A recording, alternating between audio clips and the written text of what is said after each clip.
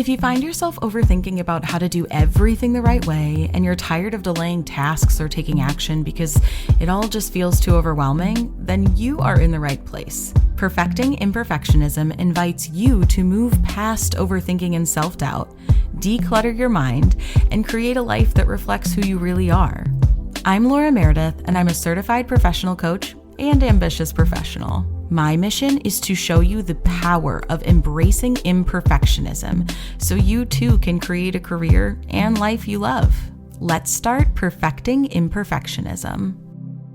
Hello, welcome back to Perfecting Imperfectionism. I am your host, Laura Meredith. I'm a certified professional coach, and I am so glad you are here.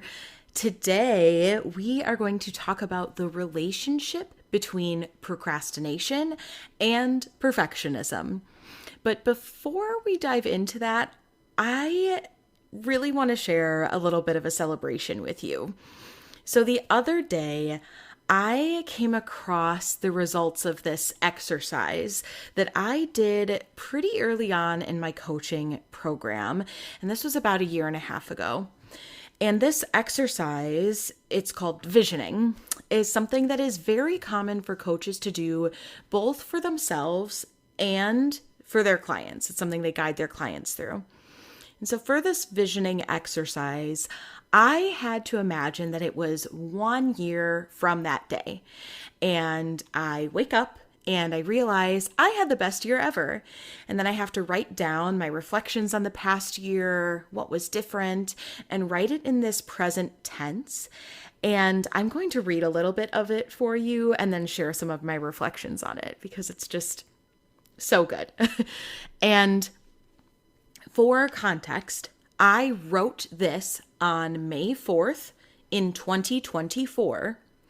And I wrote it as if I was writing things that had happened by May 5th, 2025. So I wrote this in 2024, visioning and imagining that it was the present tense, May 5th, 2025. Okay, so here we go. Today, I woke up and realized I just had the best year of my life. Over the last year, I created a coaching business. I've worked with so many clients, 22 to be exact, and I even have a waiting list. I get at least 3 referrals every single week. It feels like people are banging down my door to get the chance to work with me. I am amazed at the impact I have made on people's lives. I am so excited about the work that I do and feel a sense of fulfillment every single day. I can't believe this is the life I live, and I'm so proud of myself. I am the one who got myself here. I had this within me all along, and I'm allowing myself to live up to my potential and fuel my dreams. I have a 4-day work week. I get to spend so much time with my dog. I also spend a lot of time protecting my environment, including my physical space, the fuel I put in my body, and the time I spend moving my body and playing with my dog, Carter. I also started a podcast, and I have hundreds of subscribers and listeners. I have an amazing group of colleagues I now call friends in the coaching business. I have a variety of offerings. I work one-on-one with individuals, I do public workshops, and I have even been paid to speak at and work with executives at a few different companies. This has inspired me to improve other areas of my life. I am a better listener, and I have a stronger relationship and connection with my husband, Ray. I approach him and our conflicts with curiosity and compassion rather than righteousness or judgment. I am kinder to my friends, and they trust me even more than they did before. Ray and I bought a beautiful house in the suburbs close to my family, and we are able to spend more time with them with ease. And that is the end of my letter. And the reason I want to share this with you is because I actually achieved many of these things, like many of them. I have worked with dozens of clients. I have done workshops. I run my business full time and I get a few referrals every single month. And I'm just so proud of myself that the work flows in a way that I didn't initially imagine that it would. And I've also changed the way that I do things in my life. I've changed a lot of things that I do and the way that I approach my life. I do spend a lot more time with my dog. I focus a lot on my environment and my physical space. I am continuously building healthier habits by being really intentional about how I move my body and doing that more frequently, and how I fuel my body and what I put into it, and like my water drinking habits and the way I look for food and shop for food and fuel myself and nourish myself. And I care for my body in a way that I haven't done and been able to focus on, or haven't chosen to focus on, in a few years. And I do have a podcast, and this is my 5th episode, and I have countless amazing colleagues in the coaching world. I have met so many fantastic coaches. It's amazing. And I do have a really beautiful relationship and connection with Ray. I am so much more curious and compassionate with him, especially when we argue, than I was a year ago. And I overall am a more patient and kind friend and human being. And there's even more that I want to do.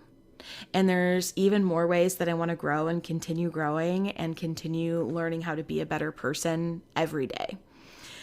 And we do still live in Chicago, which honestly some days is really sad because of how far away we are from our families. But other times it's like my favorite thing ever because I truly love living in the city. And while I didn't exactly hit everything on the list in my vision, and I didn't actually find this vision or this letter that I wrote for myself until a few months after I intended to reach all of these things, I hit the majority of them in over a year. And as I wrote those things, I did feel like they were possible, but I didn't really know that they would become this like pure truth, this fact that like can't be argued with. And when I read this, I got so emotional because these things that I have done over the last year and a half really meant the world to me when I wrote this a little over a year ago. And I have taken a lot of them for granted. And I did exactly what I said we shouldn't do in last week's episode by breezing past these accomplishments and not slowing down and pausing and acknowledging and celebrating how far I've come. So now, once I found this and realized that, instead of judging myself or being angry with myself for not doing that, like it's not too late to celebrate myself and acknowledge these things. And so that's what I'm doing. I am looking at myself and who I've become and who I am still becoming with pride and compassion and just wonder. Like I'm so impressed. The Laura that wrote all of these things is the same Laura that accomplished them and got me to where I am today. And that is the most wonderful thing that I could ever ask of myself. And I do have a few big things coming up for me over the next couple of weeks, and I cannot wait to experience them and celebrate them and share what's going on with you all. But for now, instead of talking about those, I do have some big things coming up for me over the next couple of weeks, and I'm very excited to experience them and celebrate them and share what's going on with you all. But for now, I really want to savor this moment, and I want to celebrate it with you and talk about it because I set this vision. I wrote it down. I spoke it into existence. Like I said it out loud. And it came to fruition over the last year and a half of working and committing to dismantling like limiting beliefs that I had that would have previously prevented me from doing all of these things. And I've gotten a lot of coaching from other coaches, other amazing coaches. I have coached other people. I have coached myself. And this exercise and this reflection is a celebration for me and for what I've done, but it is also proof that the human brain is so powerful. And through coaching, we can activate the power of human brains and our minds because we can actively set these goals for ourselves that align with who we want to be, and we can make them come true. And with coaching and committing to yourself and being willing to be challenged and exploring how you hold yourself back and strip away limiting beliefs that you have, you can relearn how to view yourself as the powerful person that you are. Because this is what I did. Like, I didn't even look at this visioning journal after May of 2024. Like, it sat there for a year and a half. And I did know what I wanted. I knew what I was working toward, and I got it. And through coaching and committing to myself and doing those things I said, being challenged, exploring how I was holding myself back, stripping away those limiting beliefs, and relearning how to view myself as a powerful person, I did almost every single thing that I set out to do while experiencing one of the wildest years of my life. Like that letter didn't even get into all of the experiences that were like earth-shattering to me at the time. Like it didn't even get into the struggles and the things that my husband and I experienced last year when he was let go from his job, and when he had some really severe back issues, and when I had some health issues, and when he was going through a certification exam, and while I was like working some of the busiest seasons of my life at my job and my full-time job.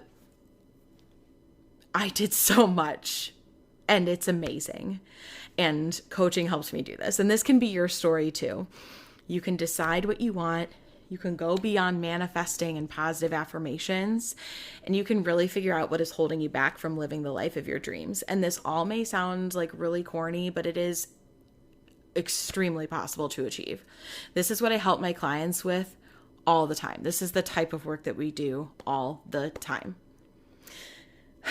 So, yay me. I'm so proud of myself, and I am so excited that I have this space to share with you. So thank you for listening. And enough about me. Let's get into the topic of today's pod. So quick recap from last week. We talked about confidence and why perfectionism really puts our confidence on trial and challenges our confidence. And we talked about how you can start rebuilding self-trust instead of outsourcing it to everybody else. And today we are going to dig into another sneaky way perfectionism shows up, and that is procrastination. Now, if you have ever told yourself, I'm just lazy, because you keep putting something off, I want you to stop right there, because you are not lazy. You are not broken. You're not even undisciplined. In fact, most perfectionists actually do procrastinate, and they do so because they care so much. It's not because they don't care at all. So in this episode, we are going to explore why perfectionism fuels procrastination. We'll talk about the hidden costs of delaying things due to perfectionism.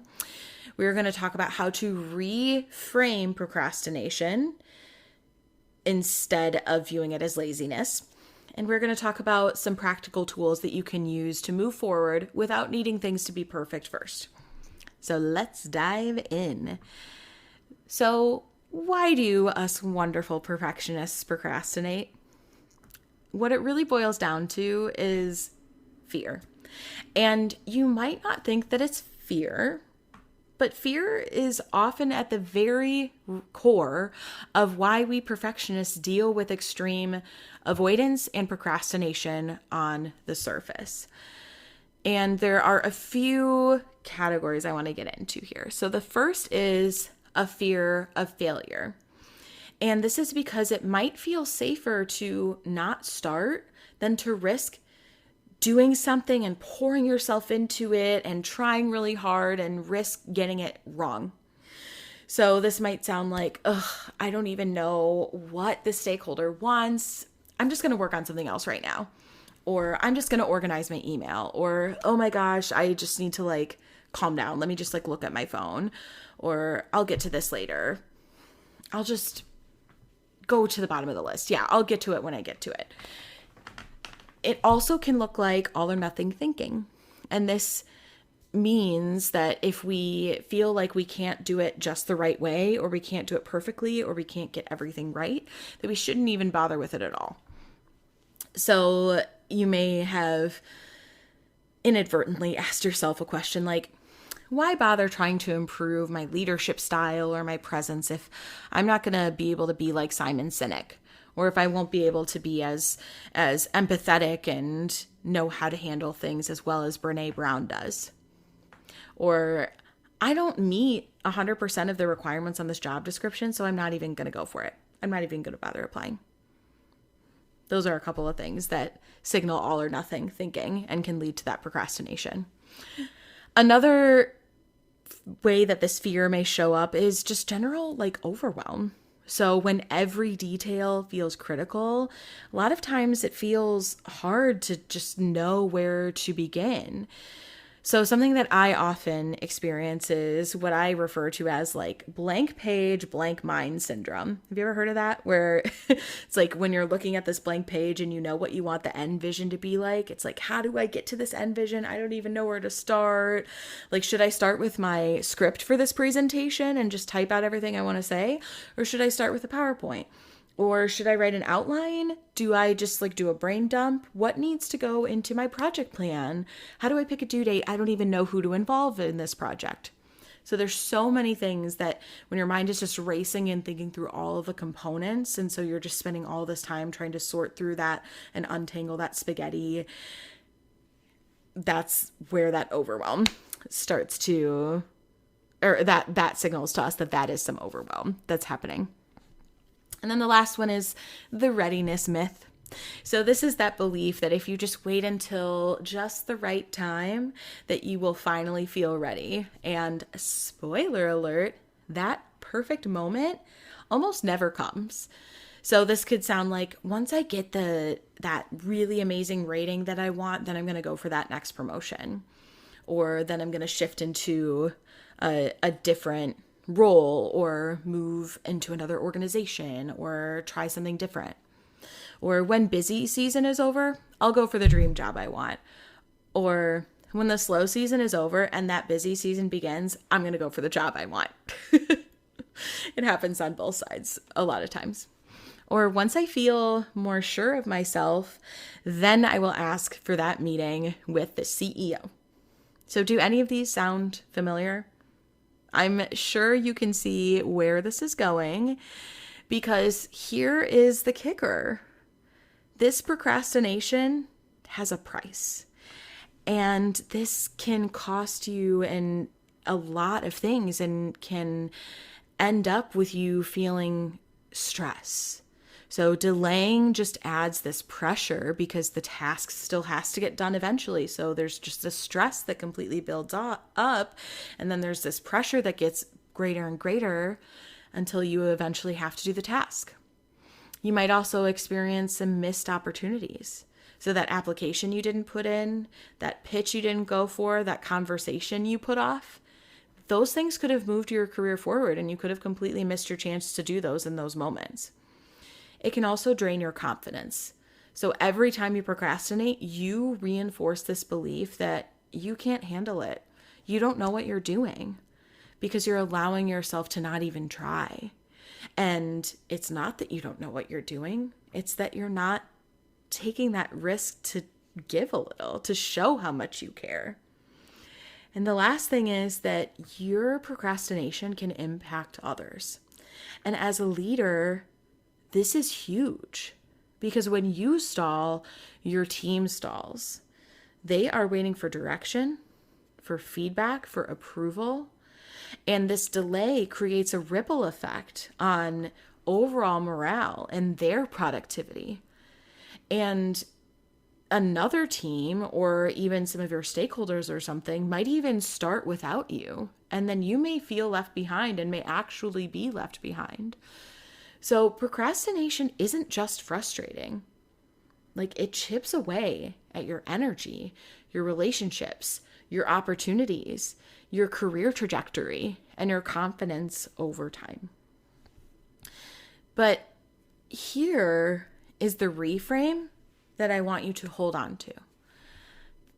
Procrastination is not laziness. It's protection. Your beautiful brain that I was talking about how powerful it is, it's not being lazy. It's not shutting down. It's actually trying to shield you from judgment, from rejection, or the discomfort of not getting it right. It's this survival mode. So have you ever heard of fight, flight, freeze, or fawn? So procrastination can look like freeze or flight. So either just delaying and freezing and not doing anything about it, or flight, getting out of here, getting out of Dodge, avoiding it, doing something completely different, not facing what's in front of you. Those are your survival modes kicking in. So the next time you notice that you're putting something off, ask yourself, what fear is underneath this delay? Because maybe it's a fear of not knowing enough, or maybe it's a fear of disappointing someone, or maybe it's a fear of embarrassment or looking unprepared or unknowledgeable. So one of my clients had been sitting on this presentation that she had to put together for weeks. And she had kept telling herself that she was just bad at time management. And when she brought this to session with me, she let me know that like every time she needed to work on it, she had just these thoughts of like, I'll get to that later today, or I'll do that later this week, or I'll pick this up over the weekend when things are less busy, or even next week after things slow down. Until she was really getting close to the wire and was starting to get really nervous about it. And that's when she brought it to the session. And she really had like no idea what was slowing her down and why she was actually avoiding it instead of prioritizing it. And when we dug deeper, she realized she was afraid that her ideas wouldn't sound innovative or strategic enough in front of her executive leaders. And so once she named that fear, we were able to address it directly and challenge it and explore what could be true instead. And she ended up diving into that presentation and creating it almost immediately after we got off the call, and we celebrated that in our next session. And so she was prepared weeks in advance. And then she ended up giving the presentation with confidence, and she showed the strategy that she had in mind. She delivered the innovation they were asking for, and almost all of her ideas were implemented. And while they were very great ideas, I can tell you that her belief in herself and in her ideas and what she has to bring to the table and how this strategy would move the team forward is what got her the sign off that she needed. It was her belief in herself and everything she was bringing to the table. So how can we break this perfectionism procrastination cycle in real time? So I'm going to give you a few tools to try. So the first one is lowering the bar right at the beginning. So at the beginning, don't aim for getting the majority of it done or all of it done the first time you sit down to do something. Just commit to 5 minutes of working on it, or even one small step toward the end goal. Write that messy draft. open the document, begin. And if you're still experiencing that delay or that blank page, blank mind syndrome, ask AI to start an outline for you so that you have something to react to and rework. Because once you see what ChatGPT or Gemini or Claude puts together, you might be like, no, hate this. I know exactly what I need to. And you can rework it and put together that outline and that first draft that will get you that momentum that you're looking for. The next thing that you can do is time box your tasks. So give yourself a very specific window to spend on the project. So instead of, I'm just going to work on this tonight when I get home, say, I'm going to spend 15 minutes working on moving this forward right now. Or another way that I like to introduce this to myself is that if you want to move on to something else, or you want to avoid it, or you want to allow yourself to give into a distraction, say, I hear you, self. I want to be distracted, but I'm going to let you be distracted in 10 minutes. I'm going to let myself be distracted in 10 minutes. I need to work on this for just 10 minutes. And then after that 10 minutes, I can do whatever I want. So you can do whatever you want. So this one is great because in those 10 minutes, you will absolutely move yourself further than you would have if you had just let yourself be distracted right away. And a lot of times, you may find that you keep on working on it because 10 minutes is enough for you to get into the groove. And if you decide that you have had enough after 10 minutes, you can let yourself be distracted or move on to another thing guilt-free because you moved yourself forward just a little bit. This is one of my favorite brain hacks. It's absolutely fantastic, and it's a win-win for both sides of my brain. The next tip is to redefine what done looks like. So when you're thinking of like, oh, I need to have this like perfect product completed at 100% amazingness, and it has to be ready, amazing, best thing I've ever produced, ask yourself, what is the most critical part of this that needs to be accomplished? How can I achieve that in the simplest way?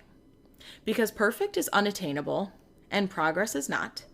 And this gives yourself the ability to send off a 80% completed something, a B- version of your work, off to stakeholders or your leaders or to your team for feedback so that you can fine tune from there instead of spinning your own wheels and trying to get something to be absolutely amazing. And then you have to send it out for feedback anyway. And then you're going to have to make changes anyway, because that's just inevitable. So give yourself that space to take it to the absolute point of what it needs and then release it from there. Okay, so then the next tip is shift from should to choose. So replace, I should work on this, or I need to work on this, or I should get this done before I do this other thing. Shift that to, I choose to spend 5 minutes on this now. This gives you agency and reminds you that you are choosing to participate in this work that you're doing and alleviate any guilt. So agency instead of guilt. The next thing is accountability with compassion. So choose a trusted peer or team member and share a small goal with them and ask them to check in on you at a specific time that you set, not to judge you, not to rush you, but to support you. And so that you know that that's coming, you know there's accountability, and you know you're going to answer to that question. So you can explain to them how far you've come. You can tell them if you're stuck with something. It can give you an opportunity, a built-in opportunity to brainstorm, or for them to just give you gentle reminders that like, hey, you still have time, or it doesn't have to be perfect. Whatever it is that you need, get that compassion and that compatibility from someone outside of yourself so that they can help to pull you outside of the racing thoughts and get you out of your head. And the last one is to celebrate your imperfect action. So every time you start and make just a teeny little bit of progress, celebrate it.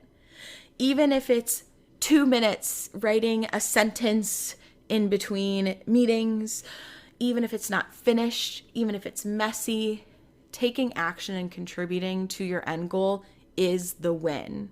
huge, huge win.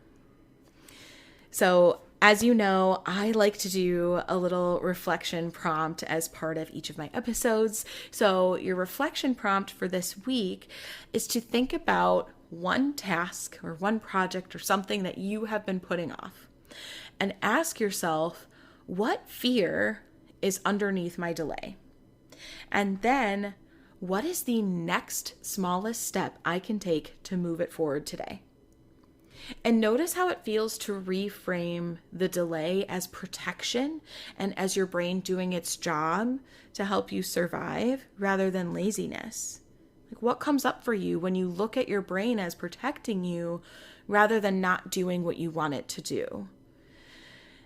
And then remind yourself that this isn't a time that we need to protect ourselves.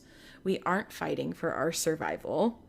We are just trying to deliver something that we do care about, and use any one of the practical tools that I shared. So lowering the bar, time boxing your tasks, redefining what complete looks like, shifting from need to or should to choose, and then leverage accountability with compassion, and lastly, celebrating any action. So to recap our episode today, procrastination absolutely is not laziness. This is perfectionism in disguise and your brain trying to protect you. This is a protective strategy, and it is not a character flaw. And you can break this cycle by lowering the bar, reframing done, and taking small, imperfect steps forward that you celebrate along the way. So this week, I really encourage you to use this reflection prompt that I shared. I'll also put it in the show notes so that you can refer back to that, and it's written out there for you. And I encourage you to try one of these tools and really just take note of what happens when you alleviate some of this pressure and take some of this off of your shoulders and just get started. So I thank you, as always, for tuning into Perfecting Imperfectionism. If this episode resonated with you, please share it with a friend or colleague. Please leave a review, follow, or subscribe. It helps this podcast reach others more than you know. So please, please, please let me know what you think. Rate the show. Follow, subscribe, like, share, and you can also reach out to let me know your biggest takeaway. And you can head to my website, lauracoaches.com, to fill out a form or find the email that you can use to reach out to me and share any questions or takeaways that you have. And I want to share that I do still have 2 open one-on-one coaching spots. So if you are looking to shift your own leadership presence to be more authentically you, and you want to feel confident to lead with who you are after you define that authentic presence, then head to lauracoaches.com to set up a no-risk complimentary consultation with me, where we can talk through what your needs are, what your goals are, and what working together would look like. My friends, that is it for today. Until next time, do remember, progress always beats perfect, and lean into this imperfect journey and embrace your new identity as an imperfectionist. I'll see you next week. Thank you for listening to Perfecting Imperfectionism. Tune in each week for a new episode where we will explore challenges that overt and covert perfectionists face. For more information on how to work with me, or if you want customized one-on-one support, head to lauracoaches.com to book your complimentary consultation with me, where you'll learn more about yourself, your goals, and the steps you need to take to achieve them. This podcast is for informational and entertainment purposes only. Always consult a qualified professional to address your specific concerns.